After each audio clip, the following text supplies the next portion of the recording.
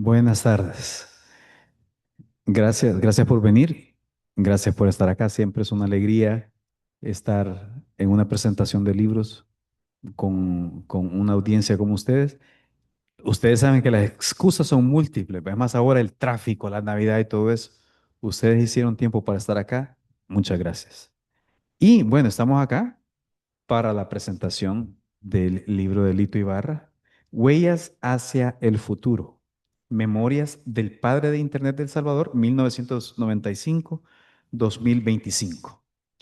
Tenemos mucho de qué hablar sobre este libro y en breves momentos les voy a hablar sobre la edición, pero antes de esto, quiero presentarles a la mesa de honor que se encuentra Jorge Castrillo. Le pido un fuerte aplauso para él.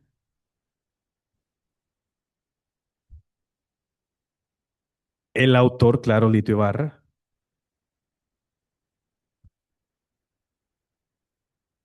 y el presidente de la editorial Universidad Don Bosco, Humberto Flores. Siempre el nacimiento de un libro siempre es un acontecimiento que causa alegría. Y aparte de eso, también quiero agradecerle a Jorge por el espacio, por el auditorio muy bonito que nos ha acogido este día y quiero invitarlo a que se acerque, a que nos dé las palabras de bienvenida.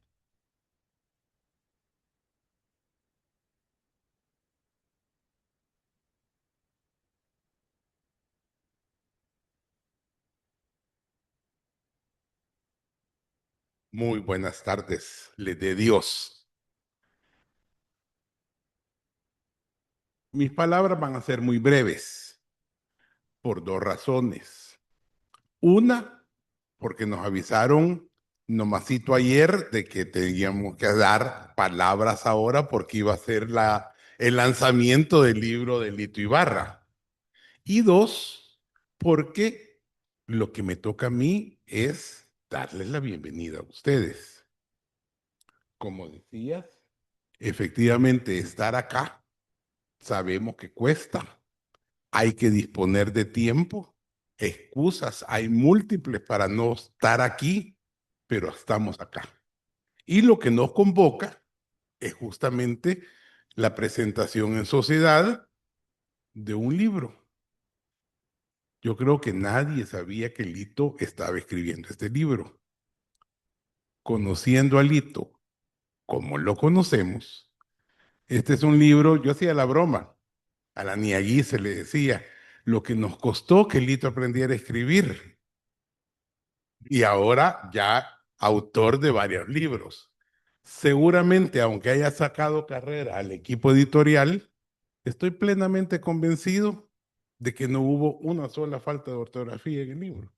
No les tocó corregir nada, porque Lito, siendo ingeniero, encontrarán ustedes que es una prosa, no lo he leído todavía, pero encontrarán ustedes que es una prosa fácil, clara, directa y, como repito, sin errores de ortografía, lo cual no es fácil de encontrar en un ingeniero. Pero probablemente Lito estaba llamado a ser el padre del Internet, porque es una persona con la cabeza más ordenada que yo conozco. Realmente, como decía, tengo que ser breve. Lamentablemente no puedo.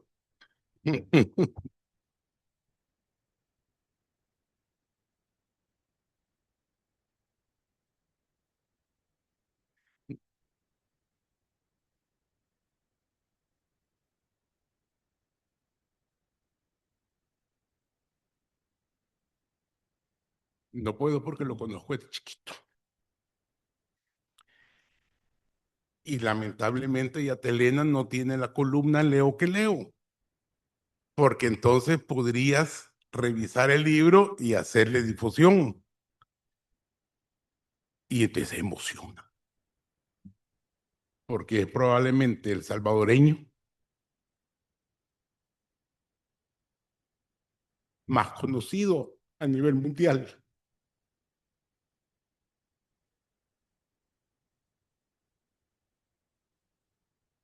y por méritos propios, como el mágico, más o menos. Como, como el mágico. Igual, ¿qué dicen del mágico? El mágico podría haber sido multimillonario y no quiso, porque lo que a él le gustaba es jugar fútbol. Igualito. Lito podría haber sido multimillonario con internet, pero lo que a él le gusta es esto. Así que voy a ser breve, ya no voy a decir más. Felicidades, Lito. Felicidades a la sociedad salvadoreña y démonos por bien servidos por tener un hijo como los que tenemos. Muchas gracias.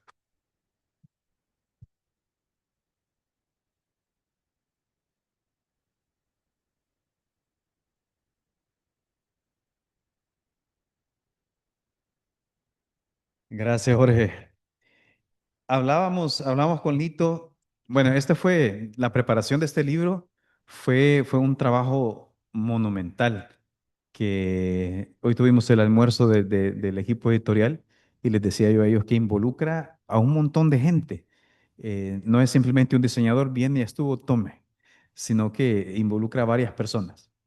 Y les voy a enseñar una cosa que Lito no sabía, y es esto acá de donde dice huellas hacia el futuro. Fíjense bien, si le hago así, brilla, ¿se dan cuenta? Ah, ¿verdad? Cuando ustedes compren el libro, al abrir las páginas, siéntanlo. No es un libro con hojas de papel bond. Fue una edición bien cuidada, porque para los 30 años que cumplieron este año, la conexión a Internet, queríamos que fuera algo que quedara, como dijo Jorge, para la sociedad. No es simplemente alguien escribe un libro y ya, sino que quede para la sociedad. Entonces nos reúne hoy esta conmemoración de la presentación del libro y de los 30 años de la conexión a Internet, algo que transformó de manera irreversible la vida del país. Le decía yo a Lito que estudiando en la Universidad Nacional nos daban 30 minutos para conectarnos y con aquel ruido del módem, ¿verdad? Que lo pusimos en tu oficina de y que ahora los bichos se quejan de que no puedo ver la película rápido, ¿verdad? Pero, o sea, todo esto ha ido evolucionando. Entonces, Lito en este libro son las memorias, ¿verdad? Las memorias del padre del Internet. Y en el libro cuenta desde la conexión al Internet el 14 de diciembre de 1995 a las 6 de la tarde en el edificio de Antel, donde era Antel antes en el centro, hasta hoy. Es un libro muy actual. Entonces ustedes lo ven y son los 30 años, ¿verdad? Y es un hito tenerlo acá.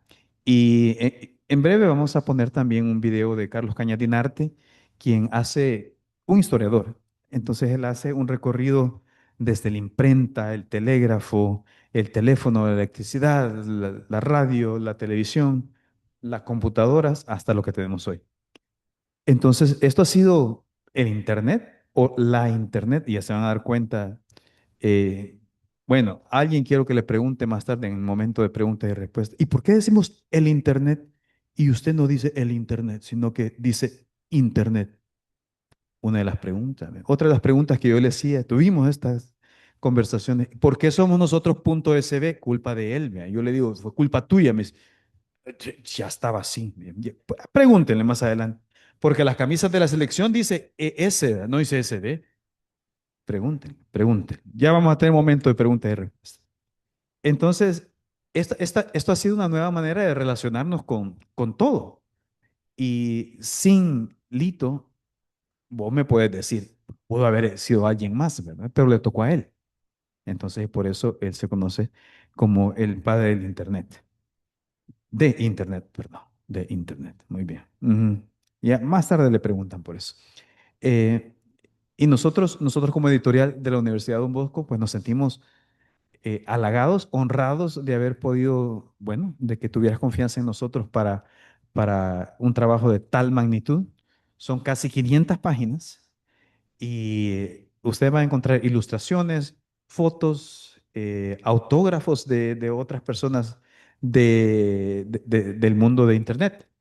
Y los invito después. Allá atrás está Janet y su equipo que pueden pasar a comprarlo. Trajimos un par de otros eh, libros para que ustedes conozcan el trabajo también que realizamos como editorial de la Universidad de Don Bosco.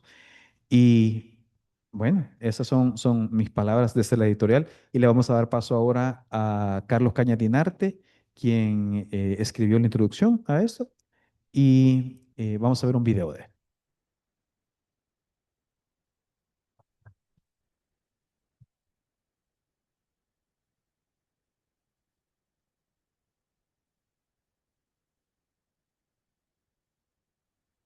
Lógicas muy significativas, por ejemplo, la carreta de bueyes o el trapiche. Esos artilugios, en apariencia muy sencillos, con una física muy básica, pero hacen posible la dinamización de la economía en ese entonces dependiente de la corona española. Un tiempo después, ya en la época de la independencia, vamos a ver transferencias tecnológicas de otro tipo. Nos vamos a encontrar, por ejemplo, con la llegada de los primeros medios de locomoción, específicamente en los trenes de sangre, ¿verdad? Que eran tirados por mulas o por burros. Vamos a tener telégrafos también llegados de Inglaterra, los primeros teléfonos, la energía eléctrica que aparece en el territorio nacional en 1890. Vamos a tener también cinematógrafos, la llegada de materiales para poder captar el sonido también. Entonces vamos a empezar a notar cambios significativos en la sociedad salvadoreña y en especial el uso de tecnologías como la electricidad, que aunque no eran de fabricación masiva, ¿verdad? Porque no se generaba de forma muy grande en aquella época, todavía no teníamos plantas suficientemente grandes, será hasta la década de 1950 cuando habrá centrales hidroeléctricas lo suficientemente grandes y poderosas para poder dotar a mayores cantidades de hogares y de fábricas de ese importante elemento para la vida nacional. Pero en aquella época, ya en 1890, entre 1890 y 1920, vamos a ver el establecimiento de diversas pequeñas plantas generadoras de electricidad. Esa electricidad, por supuesto, va a marcar a la sociedad salvadoreña, ¿verdad? Focos de 25 vatios, pero va a implicar también un desarrollo tecnológico bastante impactante. Por ejemplo, a partir de 1919 la electricidad va a hacer posible que existan en la ciudad de San Salvador, entre San Salvador, el actual Ciudad Delgado, cuando entonces era Culhuaca, Paleca y San Sebastián Texinca, San Jacinto, Santa Tecla, se establece una red de tranvías eléctricos movidos por baterías Edison, esos tranvías que eran importados desde Filadelfia. Y así vamos a notar cómo a lo largo del tiempo, ¿verdad? Después de la Segunda Guerra Mundial, la electricidad también va a permitir la llegada de otras tecnologías que van a transformar a la sociedad salvadoreña y van a hacer una industrialización acelerada dentro del país. Por ejemplo, después de la Segunda Guerra Mundial, ya en la década de 1950, las fábricas van a estar prácticamente dotadas de maquinaria eléctrica, ¿verdad? Y vamos a ver también la llegada de televisiones, de máquinas para aspirar, ¿verdad? De aspiradoras para las casas, ¿verdad? O para también usos industriales. Y ya en la década de 1960, El Salvador va a ingresar a una era hasta entonces desconocida a través de la llegada de las primeras computadoras. Industrias como la Constancia o entidades de gobierno como el Banco Central de Reserva van a tener algunas de las primeras computadoras que llegan al país a partir de 1960. Eran artefactos bastante grandes en aquella época, poca memoria comparadas con las que tenemos en la actualidad, pero eran funcionales, servían, ¿verdad? Y operaban a través de tarjetas perforadas y también de algunos de los primeros programas de que se utilizaban en aquella época. Vamos a tener a los primeros técnicos también, algunos de los cuales van a ser mujeres dedicadas a trabajar ese tipo de temáticas en cuanto a cómo organizar los datos que se van a ingresar a las computadoras. Entonces, El Salvador, a partir de ese momento, tiene la necesidad de enfrentarse a una realidad que poco a poco va a ir evolucionando, y en las siguientes 3 décadas vamos a ver el surgimiento de los primeros profesionales, de los primeros técnicos que las universidades del país van a ir graduando en ese mundo digital que todavía no tiene una definición exacta en nuestro territorio. Sin embargo, hay esperanzas, hay expectativas, hay una serie de indicadores que permiten visualizar que algo más grande viene en el camino.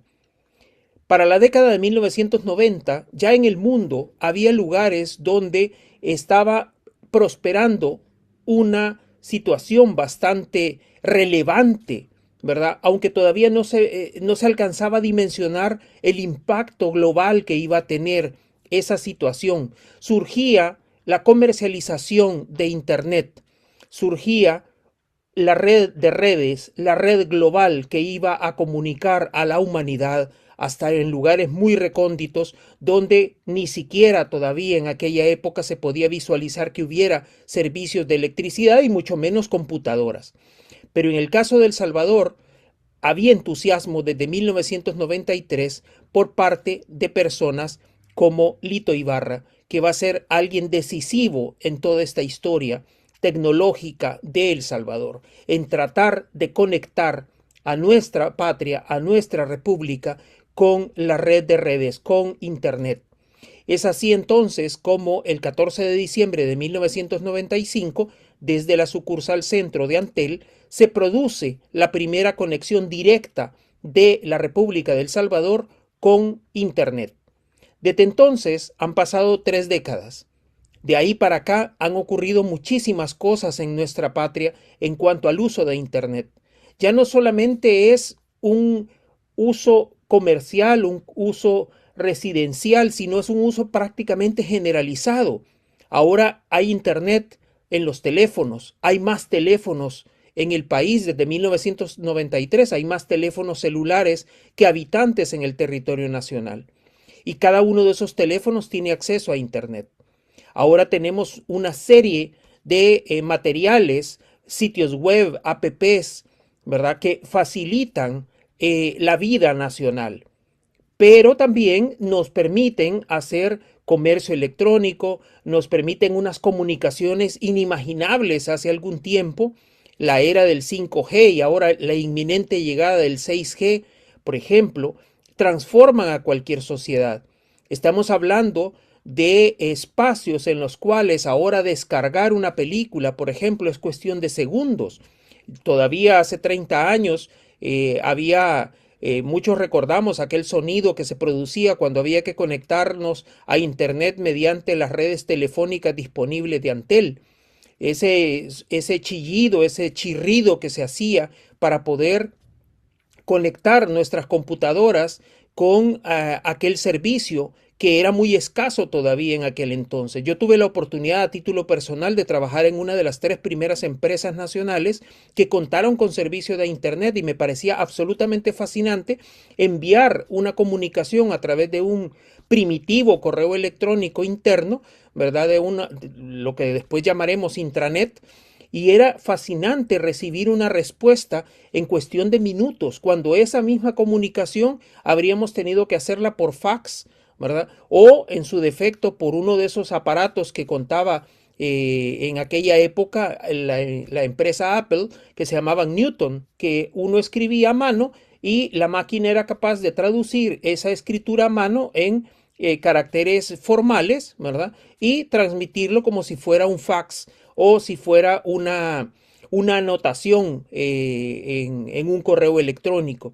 En aquella época había muchos cambios tecnológicos entre 1995 y 1999, pero lo interesante de eso es que Internet pronto encontró una resonancia en el territorio nacional, gracias a personas como Lito Ibarra y otros que se dedicaron a impulsar el uso del dominio SV, ¿verdad? Se permitió desarrollar una serie de espacios para que pudiera surgir más demanda de Internet en El Salvador.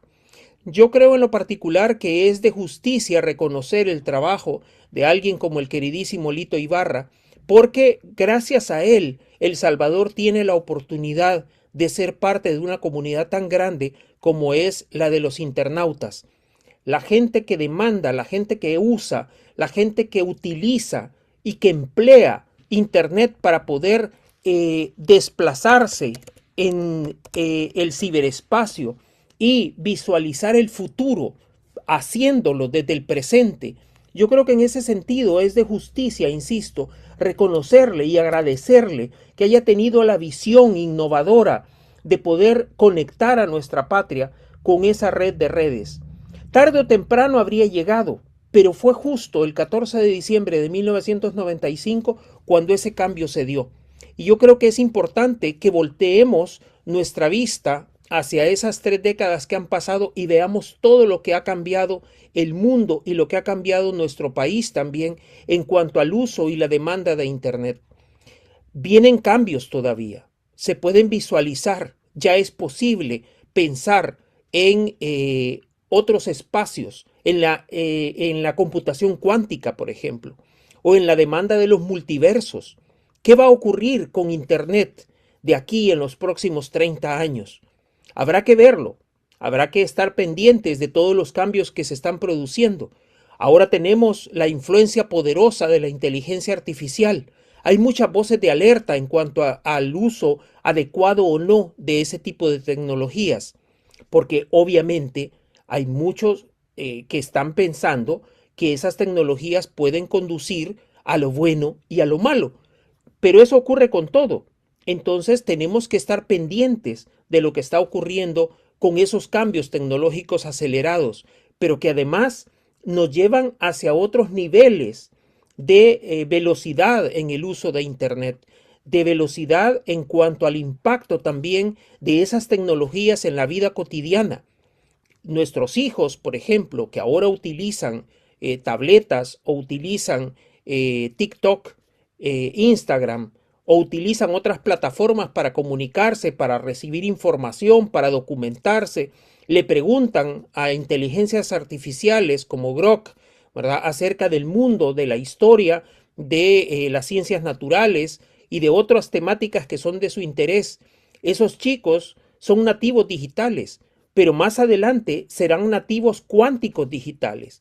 Y en ese sentido, la humanidad se está adentrando dentro del antropoceno en el que vivimos, se está adentrando en unas dimensiones que no habíamos visualizado ni siquiera en la era de la ciencia ficción.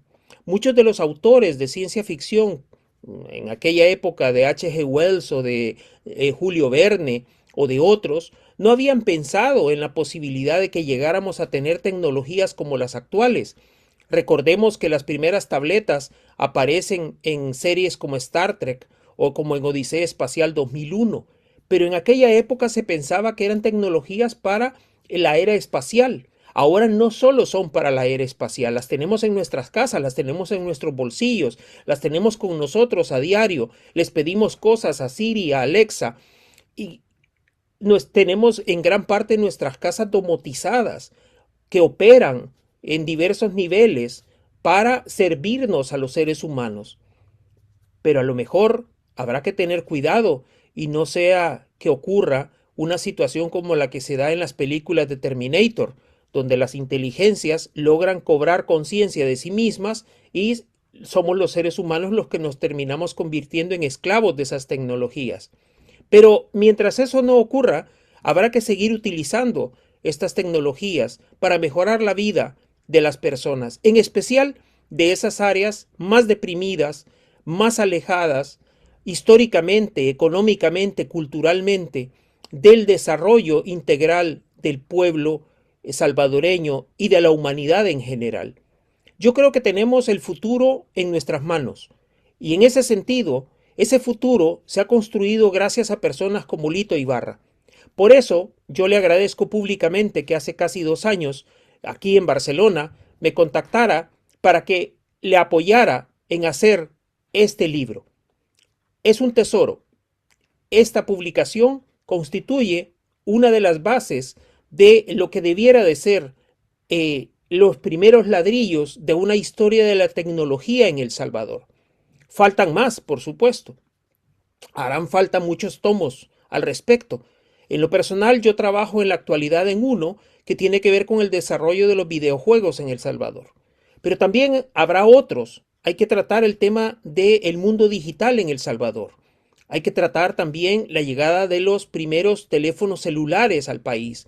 Hay que tratar cómo fue el impacto de la llegada de tecnologías como los beepers o buscapersonas, como se les llaman en otros lugares.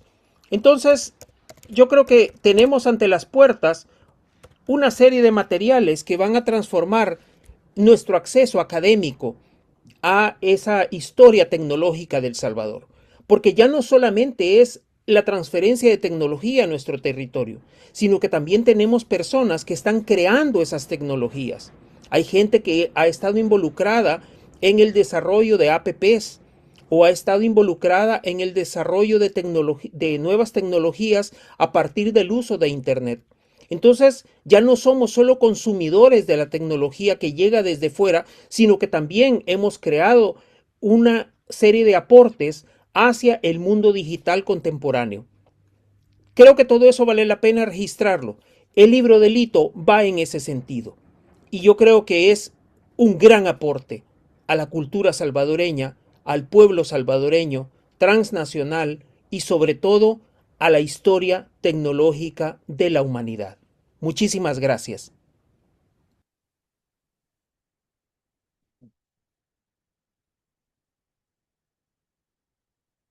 Gracias, Carlos. Un saludo hasta Barcelona. Este libro de Lito aparece en un momento simbólico. Hoy la conectividad es parte de todos nosotros. Mientras estamos en esta presentación, gente tomando fotos, gente mandando fotos, gente usando el Internet. Nosotros vemos esto como, no como algo nostálgico de recordar, de añorar lo que pasó, lo que pudo haber sido, sino es más como un acto de responsabilidad histórica, como lo decía Carlos. Porque el libro Delito recopila las 3 décadas del Internet, de Internet en El Salvador. Gracias. Y, y una de las cosas que hablaba con Lito era que nosotros solo queríamos que, en mi época de estudiante, queríamos que el correo electrónico se mandara, eso era todo. Y muchos de los jóvenes que están ahora acá dicen, "Ay, qué porquería que no carga mi película, ¿verdad?" Entonces, de una cosa, de un extremo al otro. Pero ahora Internet atraviesa todo, la educación, la economía, la cultura, la política, y nada de eso fue automático, sino que hubo personas como Lito que apostaron su capital profesional, su tiempo y su credibilidad por un proyecto cuyo impacto nadie sabía lo que iba a pasar, nadie podía medir su fuerza. Pero gracias a la decisión de Lito, El Salvador forma parte hoy del entramado digital global. Entonces, antes de darle las palabras a Lito para que les cuente del libro, quiero que esta conmemoración de los 30 años de Internet y la presentación de este libro por la editorial de la Universidad de Don Bosco nos inviten no solo a celebrar estas 3 décadas, no solo a celebrar lo que se ha logrado, sino también a pensar en el futuro. Y en eso quiero que ustedes nos ayuden más adelante, cuando comencemos las preguntas y respuestas, a que participen en esto y que nos pongamos a pensar qué tipo de Internet queremos para el futuro. ¿Para quiénes? Como decía Carlos, ¿verdad? ¿Con qué valores y con qué sentido de país? Sin más, démosle un fuerte aplauso a Lito.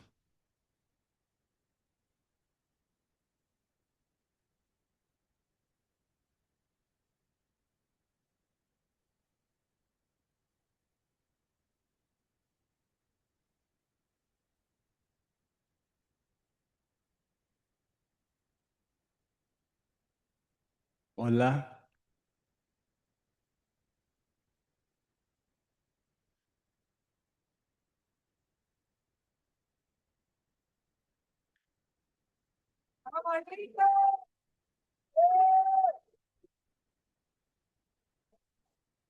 ¿Para qué me invitan si saben cómo me pongo?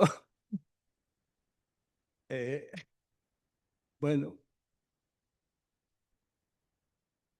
esto es muy importante.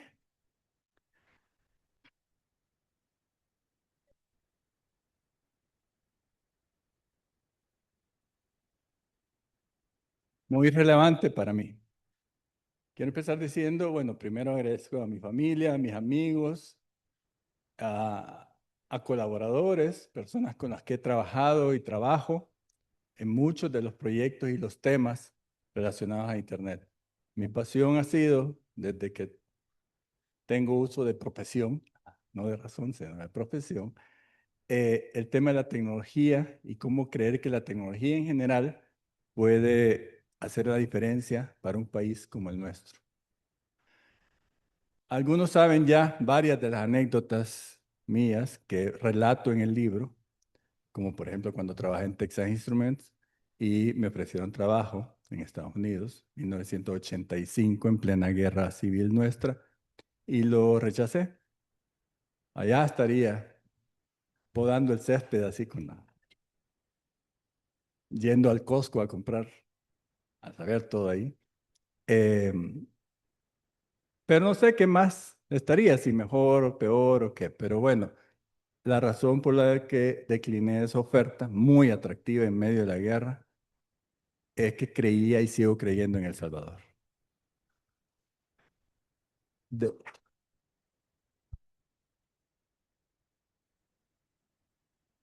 Recibí la bendición después de esa decisión, exactamente 10 años después, bueno, 8 para ser más precisos, porque estamos hablando que en 1985 tuve esa oferta y en 1993 se me dio la oportunidad, que también está narrada en el libro, de ir al taller de TCP/IP en Costa Rica. La OEA me invitó, único salvadoreño que fue.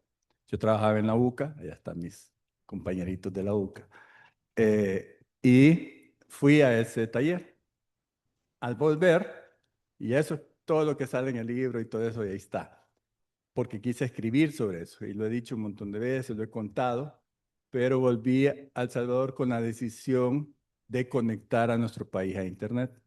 En el libro está también anécdotas relevantes, como por ejemplo que alguien dijo, sin saber que yo lo estaba escuchando, nunca he dicho el nombre ni lo voy a decir, una persona de autoridad, dijo, estos son saltos líricos del Lito. Ni entendí qué estaba diciendo. Porque después, con los años, saltos líricos, o sea, saltos de sueño, a lírico, lirismo, así. O sea que este Lito se peló si cree que en El Salvador vamos a conectarnos a Internet. O sea, ahorita no nos cabe, ¿verdad? Y decimos, ay, qué dundo. No, pues no, ese era más o menos lo que podía pensar la gente aquí. ¿Cómo nos vamos a ir tan arriba? Una tecnología tan que ni sabemos de qué trata ni nada. Por suerte no lo entendí, así que no hice caso y seguí con el propósito, con la idea de conectar al país. Y así pues se dio lo que se dio y gracias a eso, como han dicho Nelson, Carlos en el video, acabamos hace menos de una semana de cumplir 30 años de estar conectados como país a Internet. Esa es una de las razones importantes por las cuales no solo escribí, ya vamos a entrar en más detalle con las cosas que he preparado ahí, sino que insistí, y aquí agradezco a Humberto, a Nelson, a Janet, a Sara, de la editorial de la Universidad Don Bosco, porque le saqué una carrera que solo ellos saben. Eh, Porque yo insistía, tenemos que lanzarlo en diciembre para conmemorar los 30 años de la conexión a Internet y, ya lo voy a mencionar también, mis 4 años de haber ingresado al Salón de la Fama de Internet.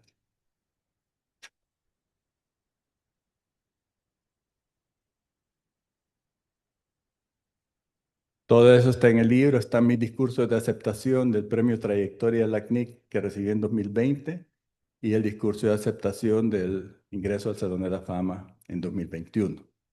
Eso sucedió. También, ya lo voy a repetir aquí en la presentación, pero también desde ya le agradezco mucho al Chino, mi compadre.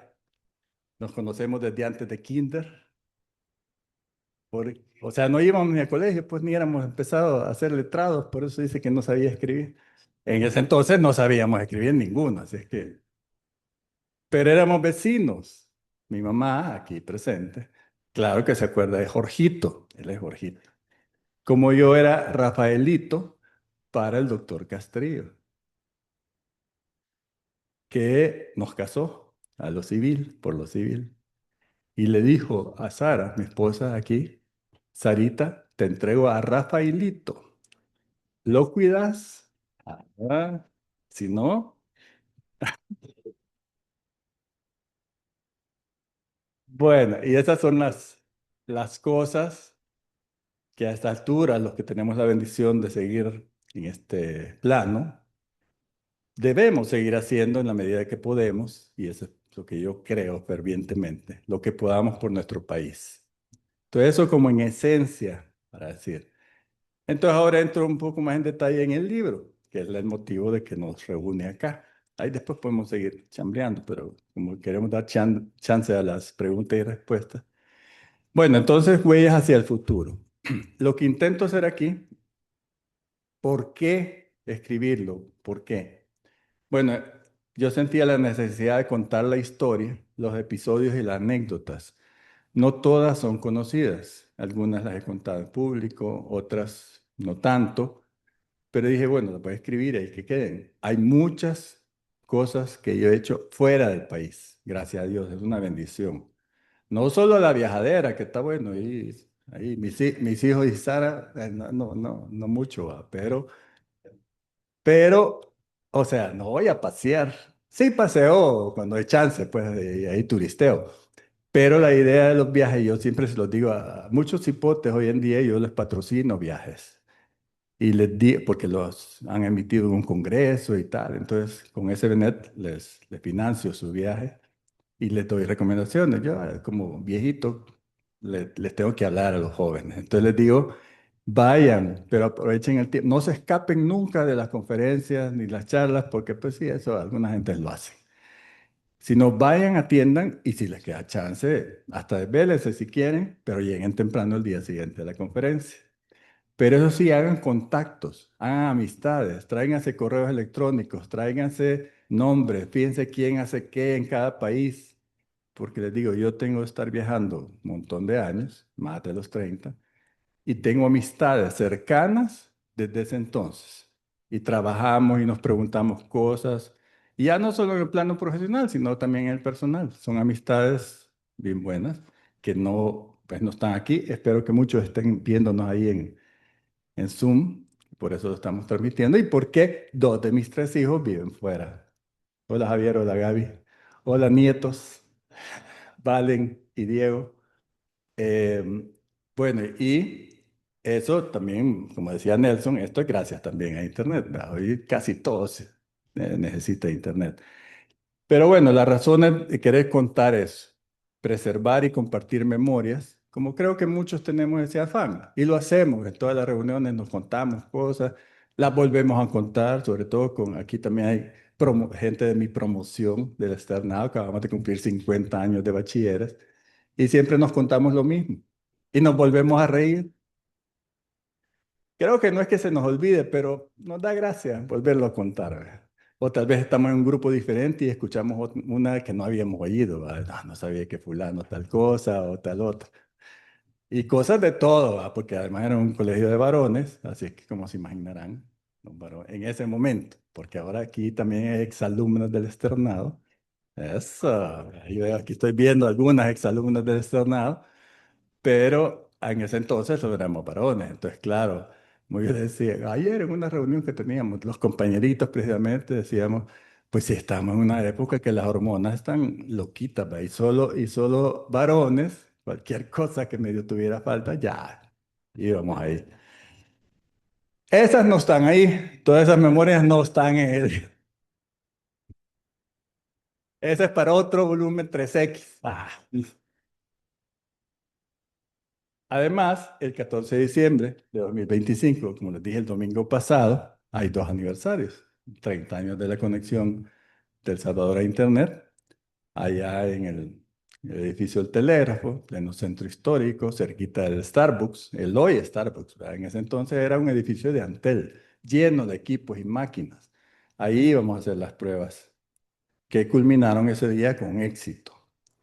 Entonces, por alusión y hacer un poco narrativa, cuando escribí la primera vez un artículo sobre ese momento, puse que la gente corría a sus casas, pues los regalos de Navidad, como estamos haciendo hoy, pues que corremos y tenemos fiestas y tenemos que comprar los regalos.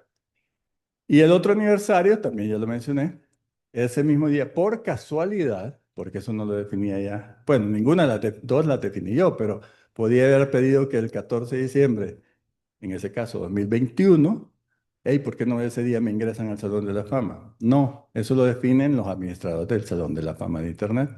Y cayó ese día. Esa es una señal. Hay gente que dice que no hay coincidencias, sino señales, y probablemente lo haya sido. Entonces, para mí, el domingo pasado celebré dos cosas. La conexión, 30 años de Internet, y 4 años de mi entrada, de mi ingreso al Salón de la Fama de Internet. Si no decía bien, y porque además es una cosa que me llena de súper orgullo, de honor. Hoy la cuento cuando hablo con los hipotes, con los jóvenes que becamos en SBNet. Hoy sí pido que en los centros educativos me permitan hablarles y les cuento estas cosas. Y no lo hago por presumir, pues, sino por tratar de inspirar que sepan que otro salvadoreño o que un salvadoreño puede hacer esas cosas. Y les digo, ¿cuántos salvadoreños hay en salones de la fama? El de fútbol. Todos, ¿verdad? El Mágico González. Hay otro salvadoreño en el Salón de la Fama de compositores musicales. Ese casi nadie le atina. Álvaro Torres. Y un tercer salvadoreño, que está aquí frente de ustedes, que está en el Salón de la Fama de Internet.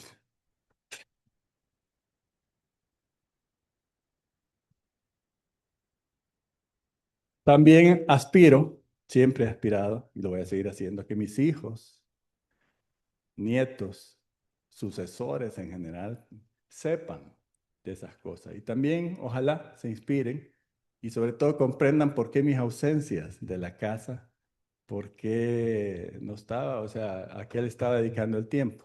Ya dije antes que si bien a veces me quedo un día más o así para pasear y conocer un poco dónde me ha tocado ir, que son muchos destinos, pero la verdad que me enfoco mucho en el trabajo. Asisto a las reuniones que tengo que asistir, etcétera. Pero quisiera que conozcan eso, más reposado. Yo se lo puedo contar, pero uno a veces tiene chance de platicar con un hijo, con el otro, y no. En un libro queda por lo menos parejo, ¿va? Todos van a leer lo mismo.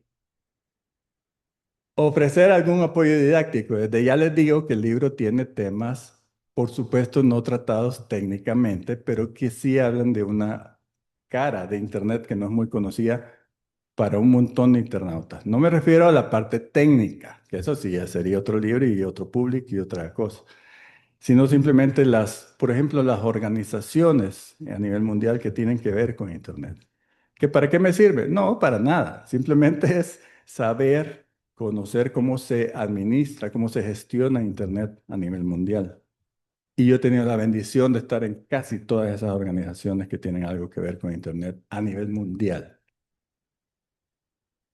Me gusta escribir, el chino ya decía, sí, sí, además para Nelson también, para un ingeniero, normalmente no se espera que escriba, pero yo cuando asesoré muchísimas tesis en la UCA y en otras universidades, la Don Bosco también, la mayoría de ingeniería, tecnología, y yo pero eran manchazones de todas las faltas de ortografía y redacción que yo encontraba en las tesis. Entonces la gente se molestaba. Pues, es que somos ingenieros. ¿Y qué tiene? Tiene que saber escribir bien. Si yo recibo, les decía, una oferta de su empresa y viene con falta de ortografía, ya ni la voy a considerar. Porque si en la oferta me están mostrando esa calidad, en lo que me van a servir también me van a mostrar una mala calidad. Así que salud. Así de piloso. Y así somos varios. No sé si el externado nos hizo eso, pero somos varios pilosos con ortografía y redacción. Entonces me gusta escribir. Van a ver en el libro, hay un recuento de las ¿cuántas eran? Más de 1000 entradas o artículos en periódicos de papel y en blogs, que claro, los de papel los tengo yo porque los coleccionaba, el papel, pero los de blogs sí ahí siguen ahí. Aquí hay gente que usa mis blogs como referencia cuando tiene que llenar algo o completar algo, lo cual está bien, es parte del propósito. Me gusta escribir. Y además, más de alguno me dijo, ya era tiempo, ya es tiempo que escribas eso. No sé si porque creen que cualquier rato de estos me voy, pero yo dije, tomo ya. ¿Cuál fue el proceso? Nadie supo de esto. No se enteraron nadie. Yo lo tenía bien en secreto y hace más o menos 3 años. ¿Y por qué? Porque no quería hacer llamada de tusa y empezar a decir, a recorrer otra vez a la gente que le hubiera dicho. Fíjate que ya no me salió. Ya me distraje y se me fue la onda por otro lado y ya no lo hice. Entonces no quería eso. Entonces lo dije hace poco a mis cercanos. Ahí más abajo van a ver otras fechas. Pero bueno, leí un cursito sobre cómo escribir un libro, porque alguna idea. Y ahí había un consejo bien bonito, combinar dos líneas de tiempo. La línea de tiempo A, una más universal, y yo dije, para mí, la historia de Internet en El Salvador. Y una línea de tiempo B, una más personal, que en este caso es una autobiografía novelada de la parte profesional. Eso de novelada me lo dijo Humberto. Cuando ya la leyó, me dijo, esta es una biografía novelada. Y me gustó el término. Así es que, pues sí, porque no es así, tal fecha, tal año, la, sino que van a ver que es como más habladita. Entonces empecé a hacer el esbozo de los capítulos y las partes que iba a constituir, y una guía que después fue cambiando con el tiempo. Luego, algunas fechas ahí, como dijo Carlos Cañas, lo contacté a él en junio de 2024 en Barcelona. Yo fui a un curso allá, pero creo que ni me tomé un día, sino que en la tarde, que era el último, ya nos liberaban a mediodía, me reuní con Carlos, ahí en Barcelona, y le conté, démosle, va, chévere. Después, más o menos en agosto, porque presentaron uno de los libros que está allá, de Paulino, que está aquí enfrente. Yo fui a la presentación de ese libro, Doy Fe, se llama ese libro. Allá también, si les interesa, y ahí existe el autor. Eh, Fui a esa presentación y yo le dije a Humberto, mira, un día de estos te voy a traer algo así. Con gusto, me dijo, hagámoslo, publiquémoslo. Pero ahí estaba todavía, le faltaba un montón de cocinar. Luego en octubre, cuando celebramos los 50 años, los compañeritos de colegio, vino Leonel Mejía, uno de los compañeros, que como es diseñador gráfico, digamos, entre otras cosas, tiene su empresa de publicidad, etcétera. Le dije, mira, te voy a decir algo, pero no lo puedes decir. Ni a Marta, su esposa, que la conocemos y todo. Y se quedó callado. No sé cómo, pero se quedó callado. ¿Verdad? Porque Leonel cuenta todo. Y le pedí que me diseñara la portada. Entonces la portada que ven ahí la diseñó Leonel, en el Mejía. Y bueno, por último, la escritura, revisión y la realización, que es donde ya entra poderosamente la editorial de la Universidad de Don Bosco, y las canas que le saqué a Nelson, a Janet, a Sara, ya están, y les agradezco mucho.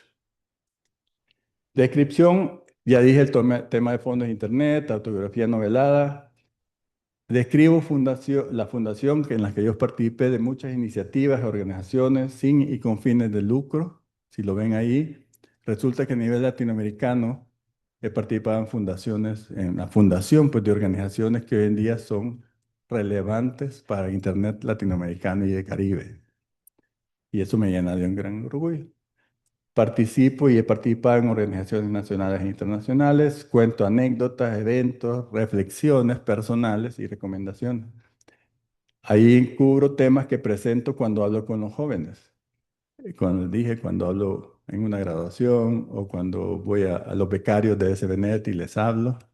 Todos son mis hipótesis, ahí ninguno. Todos nacieron ya con Internet, pues para empezar. Aquí no, en esta audiencia no se han, habemos varios que no había internet. Entonces, es narrado en primera persona por una decisión personal y es una perspectiva personal. Salía más fácil hacerlo de esa manera que estar pensando en otra forma. El contenido, relatos de distintas naturalezas, imágenes, fotografías, fechas y eventos históricos, descripción de las empresas, organizaciones privadas con y sin fin de lucro. Aquí veo también colegas, socios de empresas y gente con la que participamos en distintas organizaciones y empresas. También está la lista de todas las publicaciones periódicas que salieron pues en la prensa gráfica, en el diario de hoy, en El Mundo y en el blog, que es de la prensa gráfica, que se está vivo todavía, aunque yo también me tomé un sabático, ya no sé de cuánto, desde de escribir en diciembre de 2023, un poco para dedicarle también a esto. Y algunas explicaciones sobre Internet y su ecosistema. Y es donde les digo que a saber si les van a resultar o no atractivas e interesantes, porque hablan de unas cosas que no suelen hablarse. Pero no porque sean esotéricas, raras, técnicas, sino que porque así funciona Internet. Y un glosario, que a la última parte, o sea, significado de algunas palabras. El periodo se dice cubre 30 años y por eso pusimos 1995-2025, pero por la primera conexión. Pero comprende cosas incluso de mi niñez y juventud y otros, pues, otros temas. Y como ya dijeron, en abril del 93, ya lo dije, fui a Costa Rica para ese evento y eventos y sucesos previos. Pero yo cuando lo vi así en perspectiva en todo, sentí, a ver si eso sienten ustedes también, como que, ya ni me acuerdo quién lo dijo de ellos, pero que como que estaba destinado a que pasara eso. Yo desde chiquito era como mi nieto es ahora, que le encanta la robótica, le encanta armar los Legos, le encanta esas cosas. Y en el caso de mi nieto, sus papás, mi hija y su esposo, mi yerno, no son nada técnicos, no son ingenieros, no son nada de eso.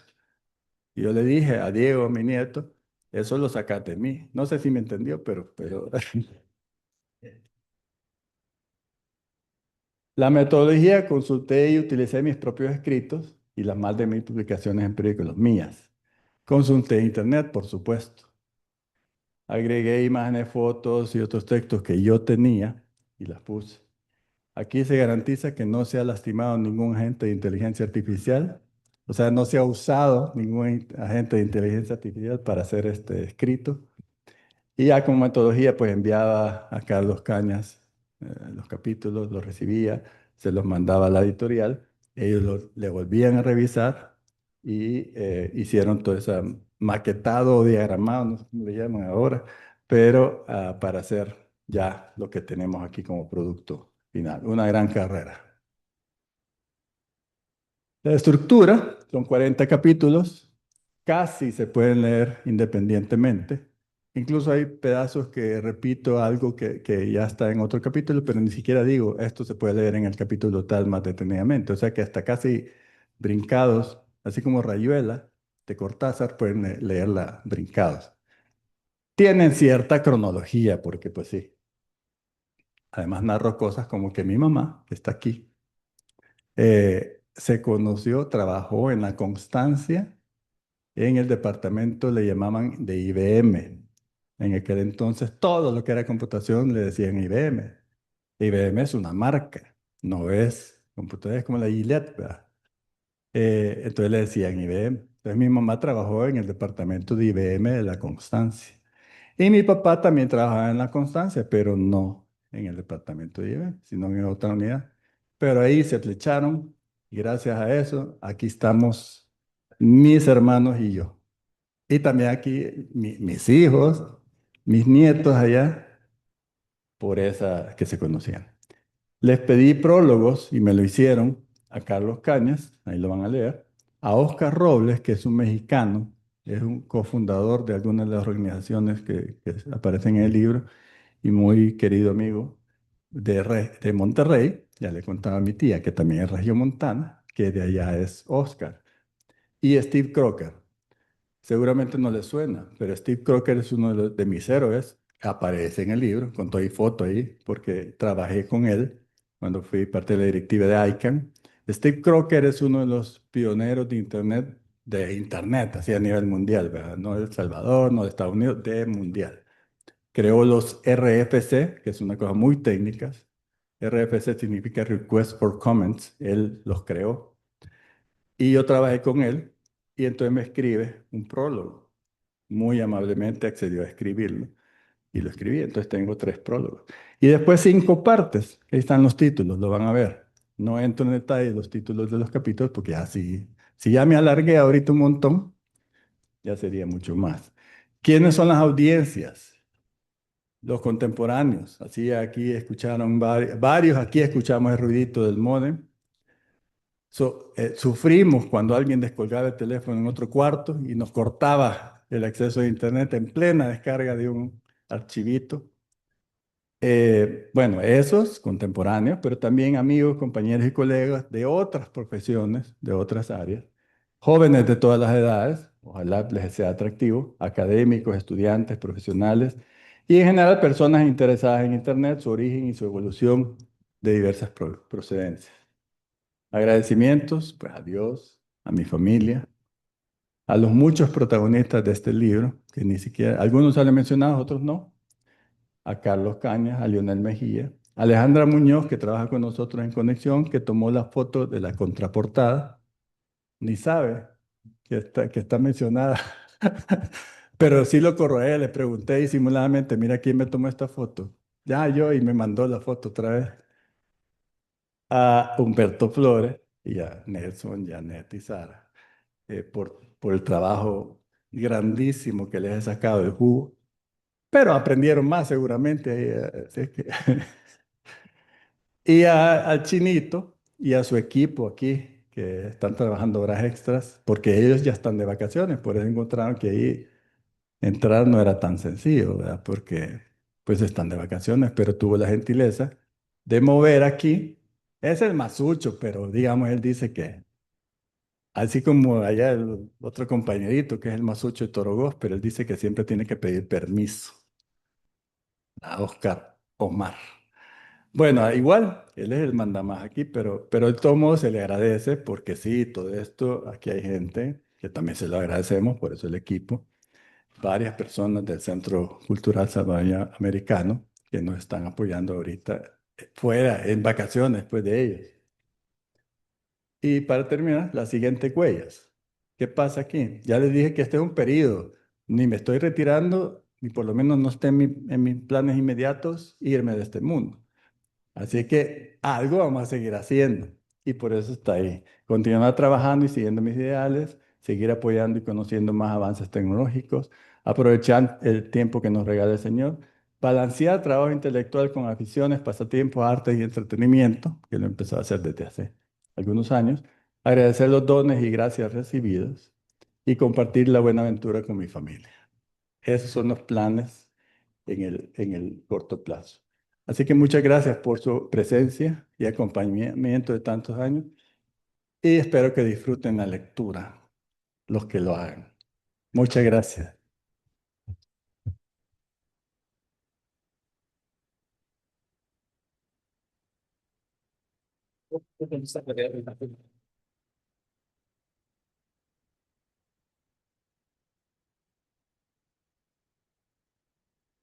Gracias, gracias, Lito.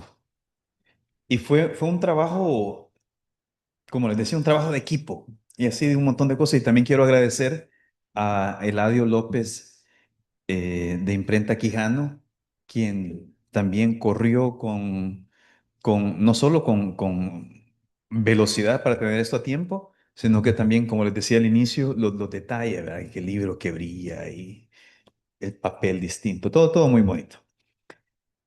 Bueno, el libro está a la venta. Ahí atrás pueden contactar con Janet o Sara a $15. Tenemos otros libros también, el de Paulino está ahí atrás. Sí, se lo llevan ya de un solo autografiado.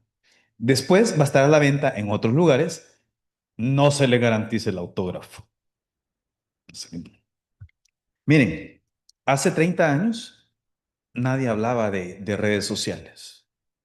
de plataformas digitales, de la economía basada en datos, nada, nada.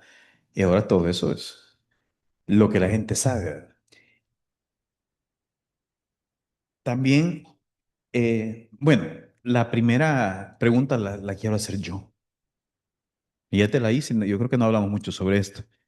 Pero la pregunta era, ustedes ven a Lito y en su cabeza ustedes creen que tiene gigabytes y toda la onda. Pero ustedes creen que Lito tiene el iPhone 17 Pro Max Extra. O sea, hablar con él es, ¿verdad? Tiene que ser con anticipación, ¿verdad? Con correo electrónico cuando él esté ahí. La primera pregunta es, ¿por qué no tenés un celular? Muy bien.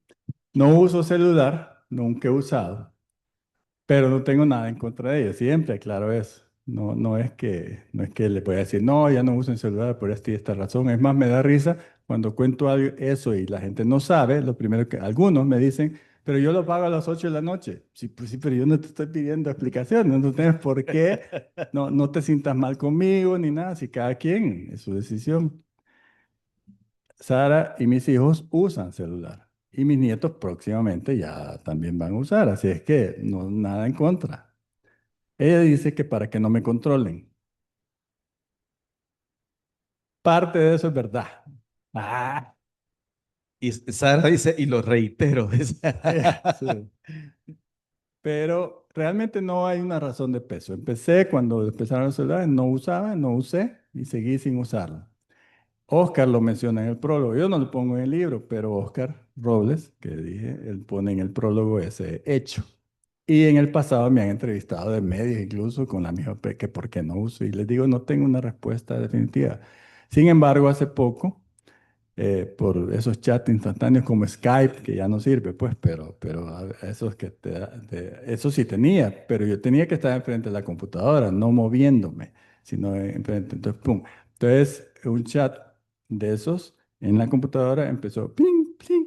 Por supuesto que lo puedo callar, yo sé, pero estaba encendido y clink, clink, y yo estaba súper concentrado. Entonces, eso es porque no quiero tener un celular, no quiero que me distraiga de cuando estoy trabajando y cuando estoy choteando, pues tampoco quiero que me distraiga. Entonces, simplemente no, pero no es una razón de peso, yo lo reconozco, pero ese es como me justifico.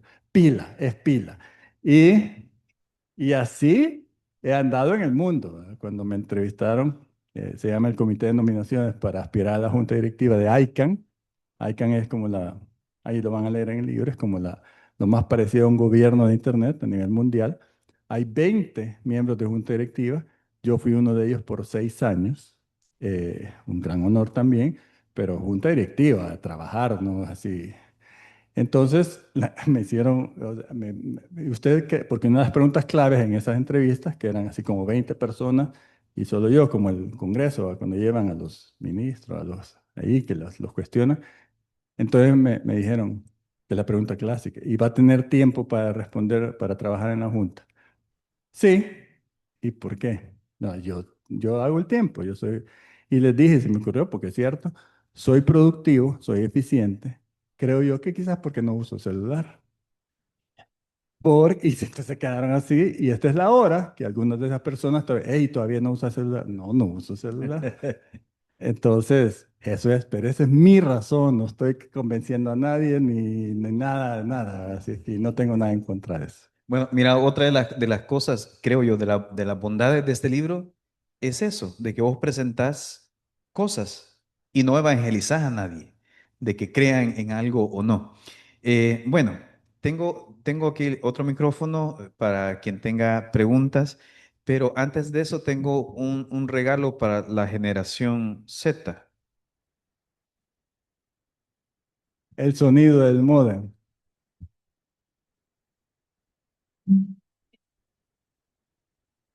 Eso teníamos que oír nosotros.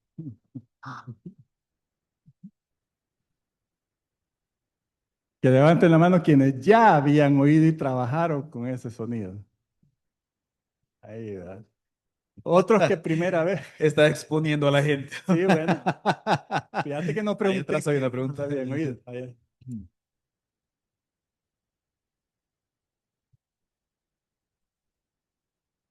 Gracias. Bueno, yo tengo una pregunta y si es spoiler, ok, no conteste. Pero tengo un comentario también. Y quiero agradecerle por ser esa persona que me inspira a hacer tantas cosas en silencio.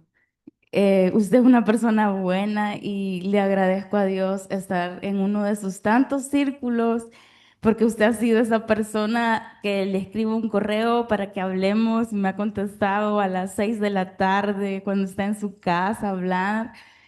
Y quiero darle las gracias por eso, si no se lo he dicho suficiente. Gracias por ser esa persona buena que inspira a hacer cosas en silencio. De nada.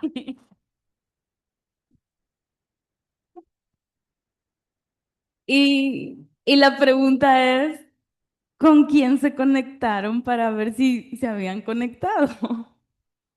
La, Las primeras salidas fueron hacia Costa Rica, vía un enlace de microondas que Antel tenía. Entonces logramos configurar las cosas y se fue alguna comunicación ahí. Y empezamos, como yo administraba el punto .cb y había creado mi cuenta de correo, que es la primera cuenta que existió punto .cb, que es ribar, eso está en el libro, @di, direccioninformática.uca.edu.cb, pues yo estaba en la UCA en ese entonces. Creé ese dominio y esa cuenta como la primera cuenta de correo electrónico terminada en .sb.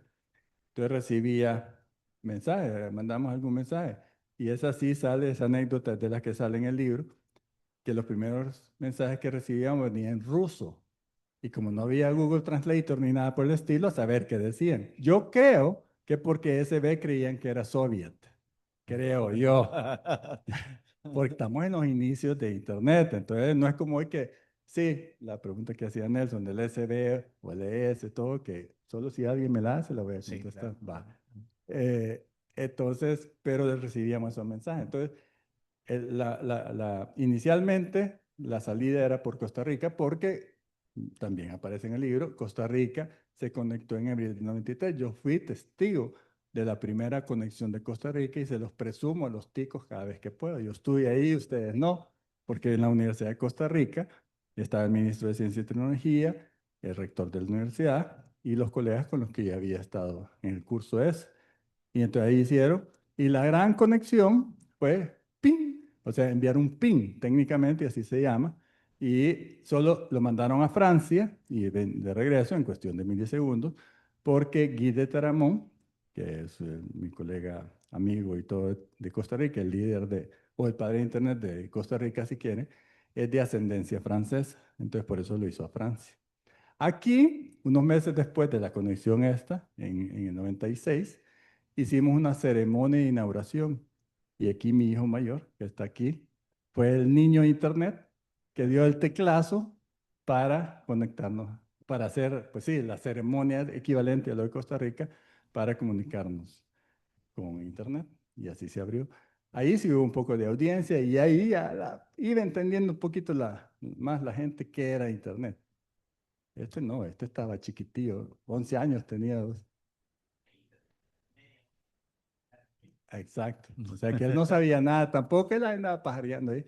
Estaba sentadito, estaba sentadito, vaya, vení, ahora ya te toca. Y entonces, pa, ahí. Y hay unas fotos nuestras de ese tiempo, de esa edad. Así es que él fue el niño de internet, aquí lo tienen. Aquí atrás tiene otra pregunta, caballero. Adelante. Sí, permiso. No, en primer lugar, me llama muchísimo la atención el tema, sobre todo en esta era de lo digital, sobre todo el pensar en un libro en físico. Cuando si uno se va, digamos, por el abordaje meramente pragmático o yéndose a lo funcional, hasta por temas de divulgación es mucho más fácil dejar un libro en digital. Sin embargo, parafraseando un poquito al filósofo Byung-Chul Han, que hemos olvidado las cosas por concentrarnos en lo digital. Hoy una foto sirve para meramente informar. Aquí estoy haciendo esto. Hoy lo físico, hoy lo material son los testimonios, son las memorias. Entonces, sobre todo por la temática que abordas en el libro, me parece que es un testimonio muy elocuente que sea un libro físico. No sé si va a ser digital después, pero el hecho de que una presentación, un libro físico hoy en día y por la temática que trata, creo que el que sea algo físico, tangible, lo hace un testimonio muy elocuente de la historia. O sea, si la Biblia sobrevive hasta hoy en día en papel todavía, creo que este es un testimonio que igual que perdura, que deja muchas lecciones y que creo que eso va a inspirar y espero que inspire a lo que pueda hacer nuestra gente. Ya la pregunta, sobre todo, pero quería hacer esa observación porque me pareció extremadamente interesante. Desde tu perspectiva, casi que en primera línea de lo que ha sido la evolución de la digitalización, la información, el Internet concretamente en El Salvador, ¿qué perspectivas, qué retos se abren ahora? Carlos comentó en sus palabras el tema de la inteligencia artificial, esa cajita de Pandora que hemos abierto y que eso sobre todo más recientemente, año con año, asusta o sorprende más, dependiendo cómo lo veamos. Y corremos el riesgo de nosotros ser los instrumentos de ella en vez de ella ser instrumento nuestro. ¿Qué perspectivas, qué retos, qué esperanza ves tú que tenemos desde el contexto salvadoreño o desde el contexto más global que afrontar en estos años que vienen? Gracias, Eduardo. Para un poco responder a esa pregunta, porque me la hice también en la última parte del libro, la quinta parte, que es lo que se viene, dediqué un capítulo a cosas pendientes en Internet y cosas, o sea, son cosas técnicas, cosas o tecnológicas, si queremos ver, la computación cuántica. Hay otros temas como más raros, si quieren, de ciberseguridad o seguridad, porque Internet, y lo digo yo ahí, tiene dos defectos de diseño. La cantidad de direcciones, porque se creía que 4.000 millones era suficiente, y ya no, pues no, somos mucho más habitantes que eso y ya no tenemos suficientes direcciones de Internet. Por eso hay un nuevo protocolo. Es un poco técnico, pero lo menciono. Y el otro tema es la ciberseguridad, que también es un problema que no se abordó. No se pensó ingenuamente que hay gente mala en el mundo y que podía usar Internet también para cosas malas. Entonces hoy hay un montón de parches y se sigue trabajando en eso.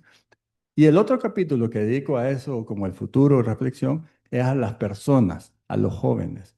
Precisamente yo aspiro a que los jóvenes les vayamos transmitiendo los principios de Internet. Pongo un ejemplo. Internet fue creado en el 69. Era la época hippie, la época de amor y paz, la época de anti-Vietnam y todo eso, todos los principios. Esos. Los autores como Steve Crocker y otros más que están en el libro, que crearon realmente la tecnología de Internet no cobran nada por las regalías, por lo que serían multimillonarios si lo hicieran. No lo son. Trabajamos con ellos y todo, pues ganan su pistillo porque todos tenemos que comer, pero no son multimillonarios como Jeff Bezos, eh, Steve Jobs, eh, Mark Zuckerberg, todos los que quieran, Elon Musk, todos.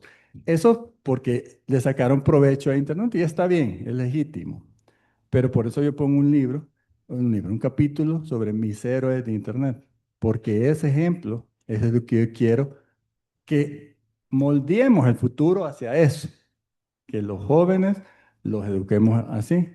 Por eso es una labor grande, porque pues si los hipotes pasan ahí, chaca, chaca, chaca. Bueno, y no solo los hipotes, ¿verdad? Pero pasan ahí, con Temu, me da risa eso, y siempre que Temu y compran y compran, o equivalente, o las películas o lo que sea, y siendo que esta es una herramienta poderosísima. Cuando somos de la generación anterior, podemos comparar y comprender que cuando nosotros estudiábamos, no había eso, había que conseguir un libro, aunque fuera en inglés, y a ver si un chero, un primo iba a Estados Unidos y nos lo traía, o a México si ya estaba en español o lo que fuera, para seguir estudiando.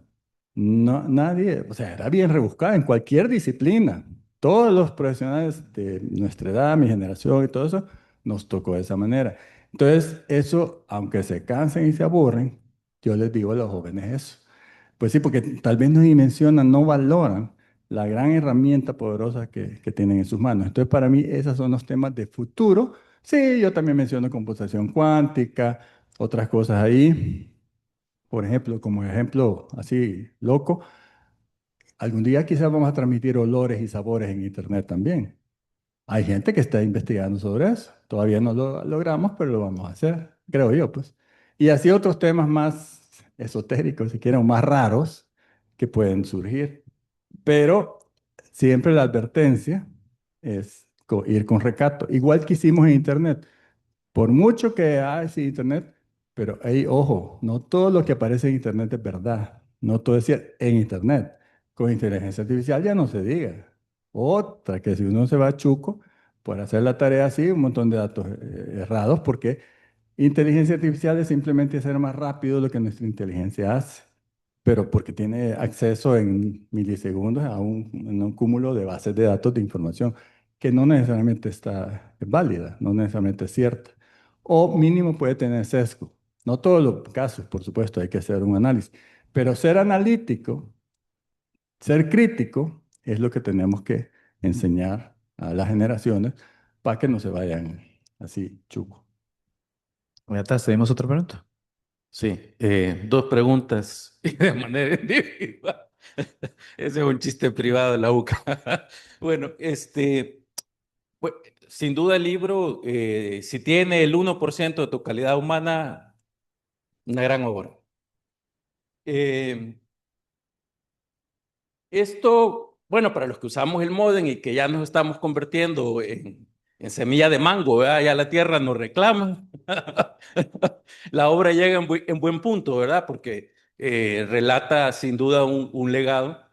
Y bueno, yo lo que quisiera resaltar, y ya te lo he dicho en privado, que admiro mucho cómo ustedes en SBNet, gracias a tu liderazgo, han logrado que ningún gobierno, del partido que sea, del signo que sea, se haya atrevido a querer apropiarse de SBNet o del punto SB, ¿verdad? Porque argumentos jurídicos podrían construirlos, las leyes las podrían adecuar, pero el hecho de que siga siendo independiente y gestionada por las universidades que conforman SBNet y por tu liderazgo es un signo inequívoco de la gran labor que ha realizado y es parte del legado que nos dejas, ¿verdad? Entonces, muchas gracias. Gracias.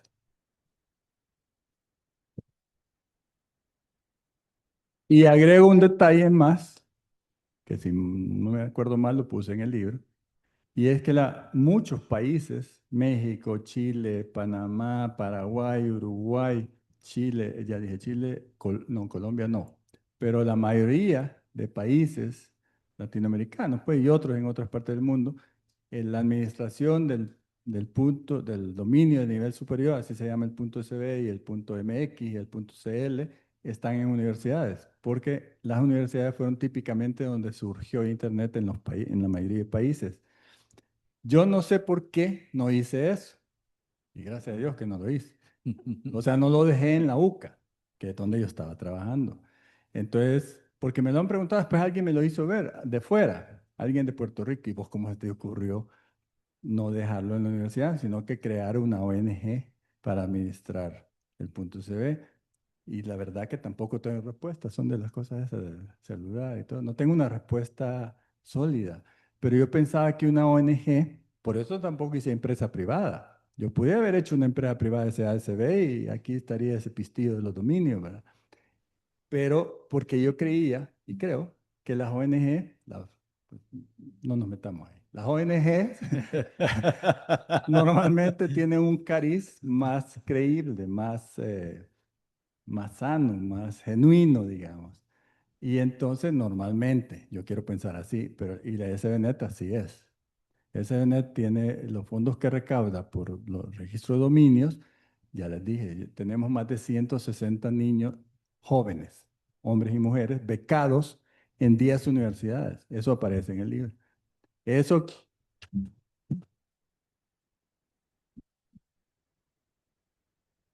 entonces yo siempre digo que es una bendición. No es que tuviera nada en contra de la UCA y por qué no dejarlo ahí, pero hay una flexibilidad mayor, porque en Panamá me dijo hace un año, hace varios años, el administrador del punto PA, ves aquellos dos tractores que están allá, sí, son míos. ¿Cómo que son tuyos? Es que los compró la universidad, la tecnológica, la Universidad Tecnológica de Panamá creo que se llama, con el dinero del registro punto PA. O sea, nada que ver, pues. Nada que ver con era una cosa que la universidad necesitaba y está bien, eran fondos de la universidad, podía usarlos para eso. Y así en varios. Por eso hago esa alusión, esa diferencia que también a saber dónde me salió, es una epifanía de crear una ONG. Gracias por lo de ese menú. Aquí atrás tenemos otra pregunta. Yo tengo una. Bueno, muy buenas tardes, Dolito. Eh, bueno, mi nombre es Irma Cartagena y bueno, felicitarle por su libro y por ser una persona inspiradora a varias generaciones. La verdad que yo lo conozco desde hace 15 años, quizás que yo estaba en bachillerato. Bueno, al colegio siempre nos ponían como ejemplo personas ejemplares del Salvador. Y bueno, le vengo siguiendo su trayectoria y siempre ha sido una persona inspiradora, no solo por ser una primera persona salvadoreña en el tema de Internet, sino que también en la parte social. Siento yo que usted es una de las personas esenciales que no solo marca empresas, instituciones, sino que como país en general. Y para mí es un honor el estar acá también, seguir sus pasos, porque estoy inspirada también poder escribir un libro. Así que usted es una de esas personas que uno dice, ah, algún día yo voy a hacer algo o inspirar a otras personas. Y bueno, yo tengo 9 años de estar en la parte social, eh, estar en turismo. Soy una persona que a veces trabajo, puedo decir, sola, en el sentido de que sí creo en mis ideales, creo en la base inicial que es Dios, creo que sin Él no podemos hacer las cosas. Y de verdad es un honor estar acá para mí, no solo por conocerlo como persona, como en el libro nos narra, sino que también porque es un gran ser humano, que a muchas generaciones, instituciones, que yo veo que tiene presencia. Yo digo, por eso esa institución es así, porque tiene sus valores de esencia como persona. Y yo creo que esa es la marca esencial para las nuevas generaciones. Yo soy como mi personalidad así, estar cómodo, así como usted dice, de manera calladita hacer las cosas. Entonces, usted es de esas personas que inspira a hacer las cosas sin hacer ruido. Entonces, pero la pregunta es, ¿cómo usted ve las nuevas generaciones? Ya esa generación Z, X, porque como yo lo veo, como yo nací en los 80, finales de los 80. Entonces, creo que la inspiración más grande de no solo en la actualidad, sino que el Internet, cómo ahora actualmente nos está quitando el tiempo. Entonces, cómo dedicar el tiempo a la naturaleza, a lo que se puede percibir a las personas, porque ya poco tiempo el contacto directo con persona a persona se está perdiendo. Muchas gracias. Bueno, Gracias. queremos ser respetuosos de su tiempo. Lito, vas a responder sobre cómo ves las nuevas generaciones. Después de eso tenemos una recepción. Allá atrás, los libros están a la venta todavía, pero la última respuesta. Sí, y luego también podemos seguir platicando, pues eso para que no se nos arruine, no, la recepción allá que hemos preparado. Ese es un buen punto. Yo las nuevas generaciones quiero y las quiero seguir viendo con esperanza, con que tenemos oportunidad todavía. Por eso yo me dirijo mucho a los jóvenes. Platico oportunidad que tengo, así como digo, con los becarios, en el ITCA con las graduaciones, también les hablo, o sea, en todo donde me dan chance de hablar con la gente joven, con las generaciones más tiernas, digamos, que casi que han tenido internet toda su vida. Les insisto en eso y por eso mis temas de usen Internet para algo productivo, úsenlo para estudiar, para aprender cosas nuevas, para hacer negocios. Y no es porque yo lo diga, pero sí, afortunadamente hay jóvenes que sí lo están haciendo. Todos esos desarrollos de aplicaciones y todas estas cosas que se les ocurren son buenas y son parte de eso. Pero claro, entre todos tenemos que hacer el mismo mensaje o formar a esas generaciones de esa forma, si no todo el país va a perder, porque pues si creamos una generación, la siguiente que viene en el camino, no tiene esas visiones, esos valores, esos querer compartir, querer enseñar, querer ser generosos. Pero yo me he topado, y aquí hay varios también en la sala, gente joven, que tiene su profesión, pero por la razón que sea, y como bien has dicho, quizás se enteran de que a mí me gustan estas cosas, me buscan. Afortunadamente no es que me busquen para, deme plata, no. Vengo con un proyecto, quiero hacer un taller para jóvenes de tal cosa, de videojuegos, de Internet de las cosas, de tecnologías. Y yo le he dicho en otros momentos que para mí ese BNet, haber fundado ese BNet, la cuidado, pues generar ingresos, porque pasaron 8 años desde que yo tenía eso, que no cobré los dominios por definición, porque quería promover Internet en El Salvador. Entonces eran gratis, pero en un momento dado ya no cobremos. Va, se cobró, teníamos la parte legal de ese BNet y generamos ingresos. Esa es una plata que yo distribuyo, según yo, pues cuidadosamente, a esos proyectos. Entonces hay un montón de jóvenes, varones y hembras, que afortunadamente están haciendo buen uso o buscan, hagamos en conjunto esto, ¿sí? Bienvenido, con gusto, invirtamos, no puede, se ven esta apoya y pues los chicos, aquí está Herbert, por ejemplo, hacen proyectos con los jóvenes en alguna tecnología. Y así hay varios aquí. Así es que ese es el tipo de cosas que veo. Hace ratos también es una de las cosas, hay un capítulo que le dedico yo a como las lecciones de vida y empiezo a poner cosas que yo he ido reflexionando. Una de ellas es, esto no lo cuento, pero en el libro ni lo he contado mucho, pero yo una vez recibí una oferta para ser un funcionario público. Y entonces, claro, la tentación era en educación. La tentación era, desde allí alcanza más gente porque hay más presupuesto. Pero dije, no, yo no necesito tanto eso. Sería chivo, pero no, porque a mí el tema político sí que no me gusta para nada. Entonces, no me he inmiscuido, nunca me he metido en temas políticos. Pero entonces me dije a mí mismo, no es que te conformes, pero suficiente si logras cambiar la vida de 10, de 15, de 50 jóvenes. No le puedo cambiar la vida a todos. Pero si vamos de todos, a todos los que estamos aquí, hacemos un puchito, entonces a lo mejor sí logramos un cambio. Entonces esa es mi posición con las generaciones venideras. Gracias.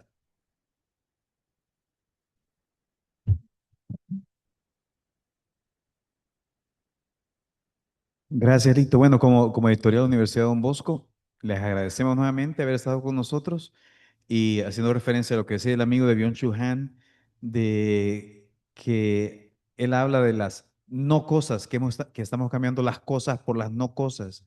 Mire, compren un libro, regalen una cosa para Navidad. Gracias por venir. Feliz tarde. Allá están un tentempié, ¿verdad? Una cosita ahí para que aguanten a la cena. Si me hacen el favor de ir allá, a un vinito, o el que no quiera vino, agua. Así que por favor, pasen allá.